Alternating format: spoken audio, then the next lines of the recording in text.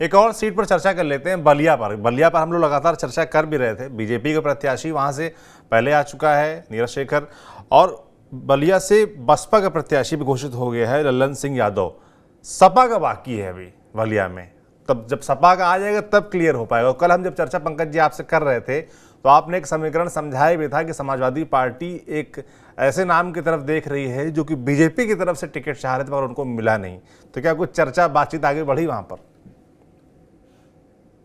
अब इस कहानी में एक नया मोड़ और आ गया है। एक और विकल्प पर विचार होने लगा समाजवादी पार्टी कैंप में। अखिलेश यादव चूंकि कल चले गए थे प्रचार करने के लिए, आज डिम्पल यादव के नामांकन में थे, तो शाम जी में वो लखनऊ आ नहीं पाए। आज आएंगे तो मुझे लगता है आजकल में फैसला हो जाना चाहिए उसमें। और ये पार्टी मानकर चल रही है कि वहां से हम एक भूमियार को लड़ाना चाहिए। वैसे घोसी से राजीव राय ऑलरेडी भूमियार चुनाव लड़ रहे हैं समाजवादी पार्टी के टिकट पे।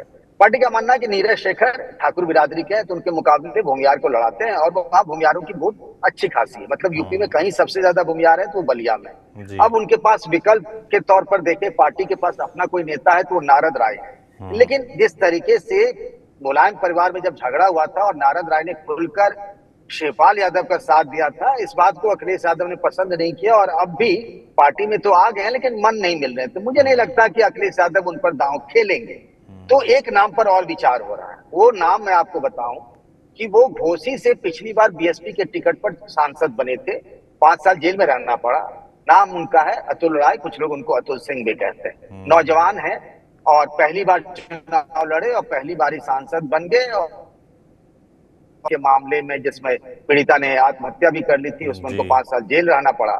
और वो आर्थिक रूप से भी मजबूत बताए जाते हैं। तो ये हो रहा है कि वो भूमियार बिरादरी के हैं, क्यों ना उनको बलिया भेज दिया जाए। और वो चूंकि बगल के जिले के हैं, तो ये बात चल रही है कि अगर अतुल तैयार हो जाते हैं, सब कुछ ठीक ठाक रहता है, तो समाजवादी पार्टी के तरफ से बलिया से अतुल उम्मीदवार हो सकते हैं, चुनाव लड़ सकते हैं। अब मुकाबला कैसा होगा ये तो बात की बात है, लेकिन जी। अच्छे उम्मीदवार हो सकते हैं, चुनाव लड़ सकते हैं।